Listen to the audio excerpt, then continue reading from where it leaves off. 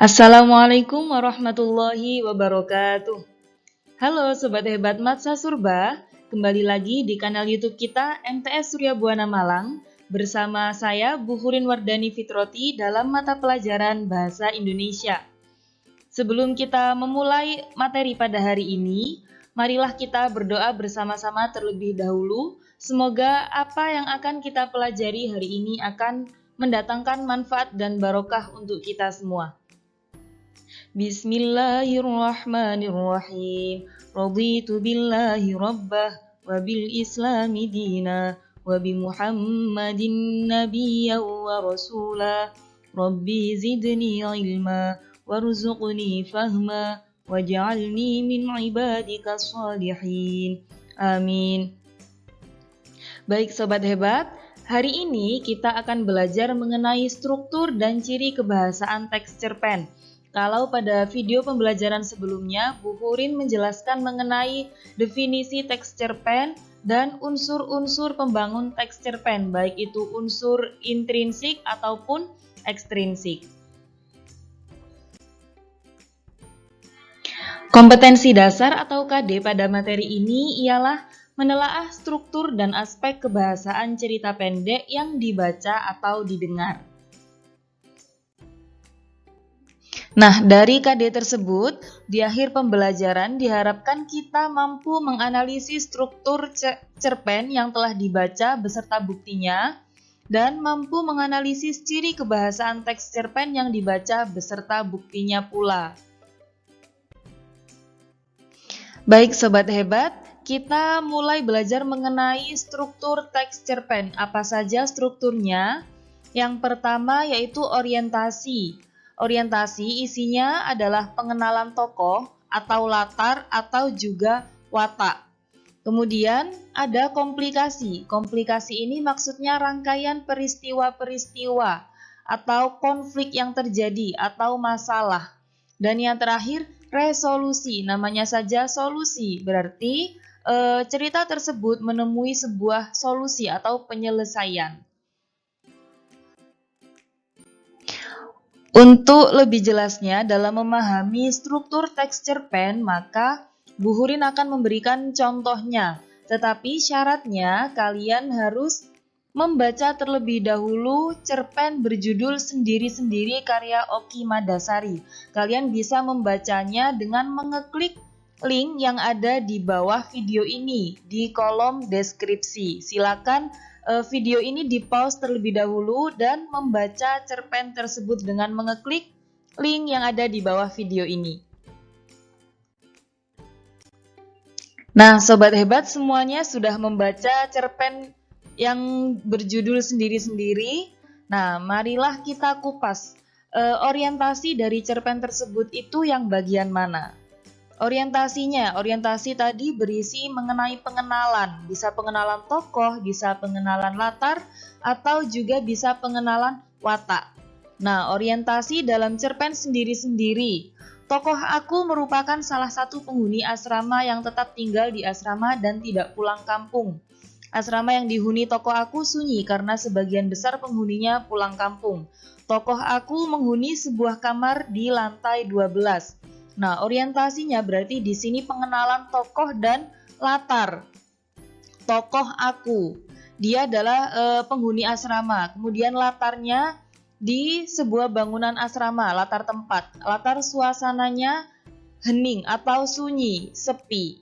Nah, itu adalah orientasi. Selanjutnya yakni komplikasi atau rangkaian peristiwa, rangkaian permasalahan, mulai dari permasalahan muncul sampai permasalahan meningkat dan akan menemui penyelesaian. Komplikasinya, nah selama sebulan tokoh aku selalu tinggal di kamar dan hanya memakan makanan apapun yang dia simpan di kamar. Tokoh aku menyesal karena merasa terjebak di asrama. Karena tidak punya uang, dia tidak bisa pulang kampung saat situasi pandemi belum memburuk. Tokoh aku merasa mendapat pembenaran untuk tidak pulang kampung setelah mengetahui beberapa penghuni asrama terpapar virus saat perjalanan pulang. Satu-satunya manusia yang dilihat oleh tokoh aku selama sebulan adalah penghuni kamar di Menara Seberang. Tokoh aku berteman dengan penghuni kamar tersebut dengan cara berkomunikasi lewat kertas HVS yang mereka tunjukkan lewat jendela kamar. Ibu tokoh aku menelpon, tetapi tokoh aku merasa enggan mengangkat karena merasa kesal dengan ibunya yang hanya ingin dia segera pulang dan mapan. Tokoh aku mengangkat telepon ibunya dan mendapat kabar bahwa bapaknya meninggal. Tokoh aku tetap tidak bisa pulang. Tokoh aku duduk di jendela kamar menunggu penghuni kamar seberang muncul. Kemudian, tokoh aku melihat sosok bapaknya. Tokoh aku menyeberang ke asrama sebelah untuk menemui penghuni kamar seberang, tetapi kamar tersebut kosong. Nah, dalam menganalisis struktur teks cerpen, lebih mudah kalian mengelompokkannya seperti ini. Kalian menulis poin-poin peristiwa yang terjadi, kemudian dipilah mana yang orientasi, mana yang komplikasi, dan mana yang resolusi. Dan ini yang terakhir, yaitu resolusi atau penyelesaian dalam sebuah cerita. Resolusi dalam cerpen sendiri-sendiri yakni tokoh aku meminta bantuan keamanan asrama, dan yang terakhir, keamanan asrama mengatakan bahwa kamar tersebut kosong tak berpenghuni. Ini adalah akhir ceritanya, resolusinya. Apakah resolusi itu harus tokohnya berakhir bahagia? Kan tidak. Maka dari itu, Bu Hurin ingin mengetahui pendapat Sobat Hebat mengenai alur cerpen sendiri-sendiri. Nah, ini adalah latihan kalian. Yang pertama, menurut kalian bagaimana plot atau alur dalam cerpen sendiri-sendiri? Apakah menarik? Apakah resolusinya memuaskan? Berikan alasannya. Yang kedua, bacalah teks cerpen Amak Berpulang yang terdapat dalam kotak deskripsi di bawah video ini. Analisislah strukturnya seperti contoh pada cerpen sendiri-sendiri. Diingat, kalau cerpen sendiri-sendiri itu yang Bu Hurin jadikan contoh tadi. Sedangkan yang kalian analisis strukturnya ialah cerpen berjudul Amak Berpulang. Amak itu adalah ibu atau mama. Kalian menganalisisnya sama seperti contoh yang sudah Bu Hurin tayangkan tadi. Nah, setelah kita belajar mengenai struktur teks cerpen, kita beralih ke ciri kebahasaan teks cerpen. Yang pertama yaitu kata ganti. Nah, kata ganti bisa kita ketahui melalui sudut pandang pencerita atau penulis. Ini sudah Bu Hurin jelaskan pada materi unsur pembangun teks cerpen. Sudut pandang ada dua, orang pertama dan ketiga. Nanti orang pertama kan dibagi lagi menjadi dua, orang ketiga dibagi lagi menjadi dua jenis. Nah, kalau orang pertama menggunakan kata ganti aku, kami. Kalau orang ketiga menggunakan kata ganti dia, mereka, atau nama orang. Contoh dalam teksnya. Kalau kata ganti orang pertama, ratusan bahkan selaksa bintang tak mampu mengikis kegelisahan hatiku. Suara mama yang serak saat menelponku tadi masih terngiang di telinga. Nah, yang Bu Hurin highlight itu adalah kata ganti. Hatiku. Itu adalah kata ganti orang pertama. Kemudian, untuk kata ganti orang ketiga. Setiap pagi, ayah selalu rutin membuatkan virus segelas jus jeruk tanpa gula. Tepat yang seperti ia suka. Tak lupa juga ayah menyiapkan madu untuk menjaga daya imun virus di tengah pandemi ini. Nah, yang di-highlight Bu Hurin kata virus, iya, itu adalah kata ganti orang ketiga. Ciri kebahasaan yang kedua yaitu kalimat langsung. Mungkin Sobat Hebat semuanya sudah familiar dengan kalimat langsung. Terletak dalam dialog tokoh dan ditandai dengan adanya tanda kutip. Contoh dalam teksnya. Bu Zidna berujar, hari ini kita belajar tentang aljabar. Nah, yang kedua, hari ini kita belajar tentang aljabar, ujar Bu Zidna. Bu Hurin berikan dua contoh cara penulisan kalimat langsung. Kalau yang pertama, Bu Zidna huruf B dan Z besar karena merupakan kata sapaan dan nama orang. Kemudian berujar, koma. Nah, itu harus ada tanda koma terlebih dahulu, baru ada tanda kutip. Setelah tanda kutip, hurufnya harus besar. Hari ini huruf H besar. Hari ini kita belajar tentang aljabar. Titik dulu, baru tanda petik. Kemudian penulisan yang kedua. Tanda petik dulu, hari ini kita belajar tentang aljabar, huruf H besar.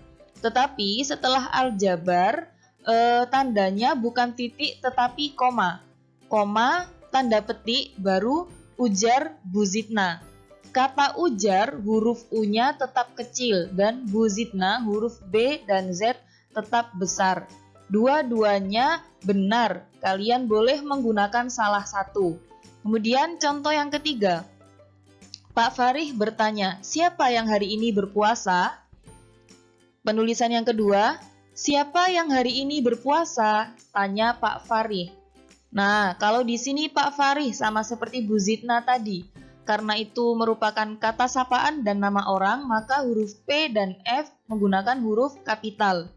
Setelah kata bertanya, ada tanda koma, baru diawali dengan tanda kutip dan diikuti dengan huruf besar. Siapa? Huruf S-nya menggunakan huruf kapital.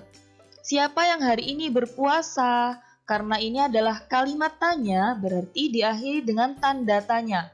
Kalau sudah ada tanda tanya, tidak perlu ada tanda titik.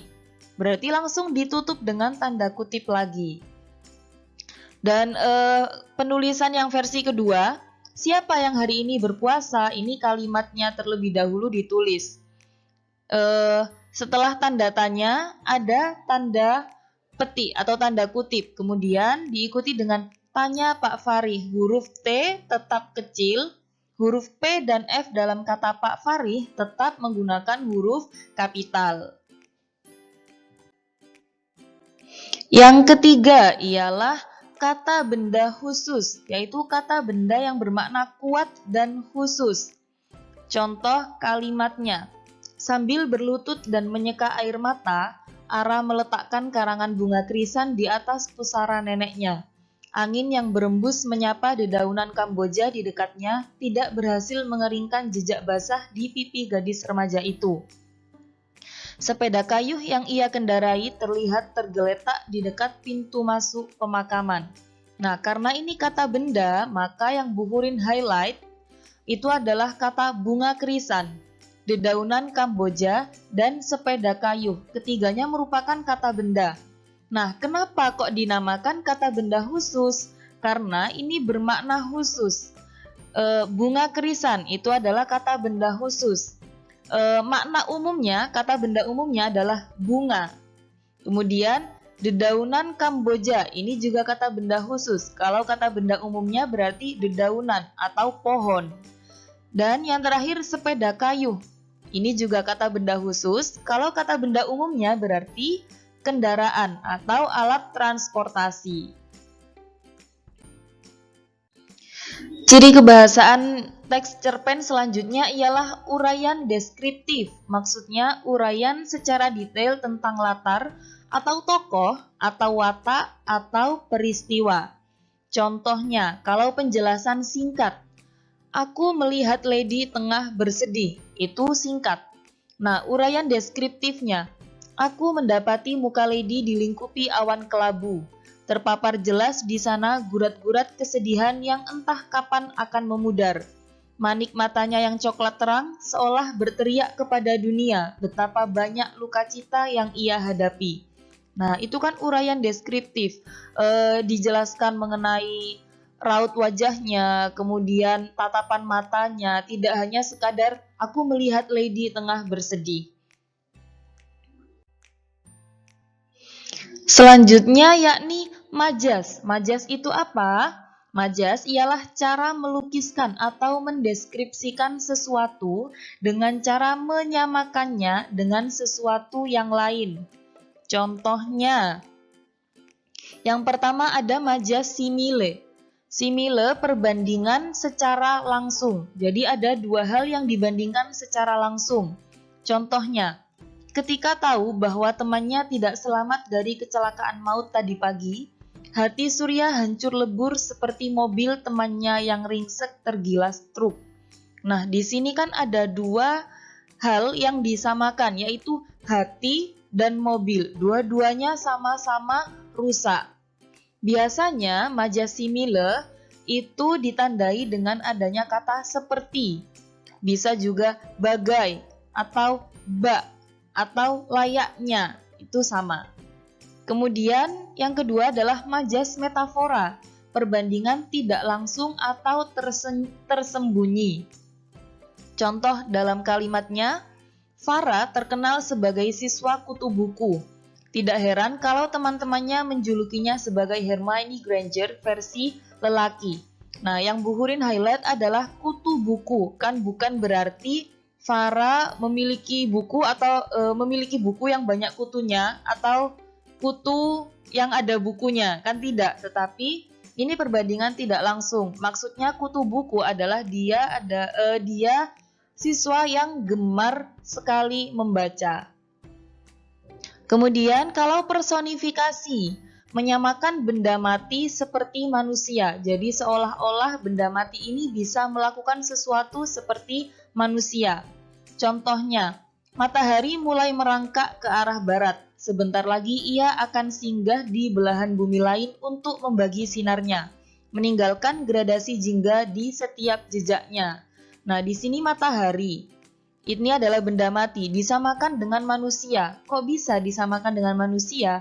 Iya, karena di sini matahari mulai merangkak. Mataharinya merangkak. Yang bisa merangkak itu kan manusia. Kemudian matahari juga singgah. Singgah itu kan manusia. Nah, ini namanya majas personifikasi. Dan ciri kebahasaan teks cerpen yang terakhir ialah pertanyaan retoris. Ini dimasukkan kenapa? Sebagai cara untuk membuat pembaca seolah-olah terlibat dalam cerita. Contoh dalam teks, ibuku adalah penggemar puisi-puisi romantis karya Sapardi Djoko Damono. Tapi, pernah suatu ketika ibu mengatakan kepadaku kalau puisi romansa yang sangat ia sukai adalah puisi Asmaradana karya Gunawan Muhammad. Padahal menurutku, puisi itu adalah puisi tragis yang menceritakan Anjasmara dan Damarwulan. Siapa yang tidak tahu kisah mereka? Dua tokoh pewayangan yang tidak bisa bersatu karena tugas yang harus diemban oleh Damarwulan. Nah, kata yang Bu Hurin highlight itu adalah pertanyaan retoris, seolah-olah mengajak pembaca untuk berdialog.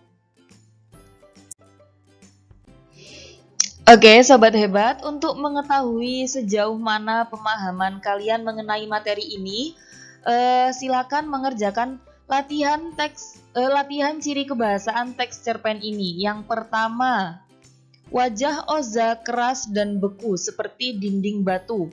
Ia berkata, "Aku ikut." Makna emotif atau makna yang mengandung emosi yang terdapat pada kalimat tersebut ialah yang kedua, untuk menyatakan marah yang lebih ekspresif dan deskriptif adalah ini seperti yang Bu Hurin berikan tadi, contohnya, aku melihat Lady tengah bersedih. Itu adalah penjelasan singkat, uraiannya lebih panjang lagi. Ini nanti kalian juga seperti itu. Yang ketiga, mulut berlian tiba-tiba berasa keluh. Maksud kalimat tersebut adalah pertanyaan keempat, Haniful baru saja kehilangan pekerjaannya. Sesampai di rumah, dia mendapat kabar bahwa ayahnya jatuh sakit. Tak hanya itu, adiknya yang berusia 7 tahun juga tengah menangis karena kelaparan. Reaksi Haniful adalah, ia tertawa, tawa yang membungkus lara. Maksud kalimat yang bercetak miring adalah maksud kalimat ia tertawa, tawa yang membungkus lara. Menurut kalian, itu maksudnya apa? Kemudian, matahari berada di atas ubun-ubun, membuat Zahira kepialu. Kalimat tersebut mengandung arti kepialu itu adalah pening, pusing. Selanjutnya, Haikal sudah jauh dari rumah. Keterasingan tiba-tiba menggigit dirinya. kalimat tersebut cocok untuk menggambarkan perasaan seseorang yang bagaimana. Kemudian, bulan sudah bertahta dengan anggun, didampingi selaksa bintang seperti serpihan-serpihan permata di sekelilingnya. Kalimat tersebut menunjukkan latar waktu. Pertanyaan ke-8, bahagia ini terlalu besar, dada Ahza berasa penuh.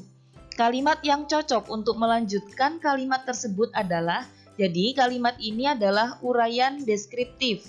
Nah, kalian lanjutkan kalimat ini agar menjadi uraian deskriptif yang baik dan indah. Pertanyaan ke-9, Navara menghitung detik demi detik yang berjalan. Sesekali dia membuang napas panjang dan menggigit bibirnya. Jemarinya tak bisa berhenti mengetuk-ngetuk meja. Penantiannya sejak 2 jam lalu masih belum membuahkan hasil.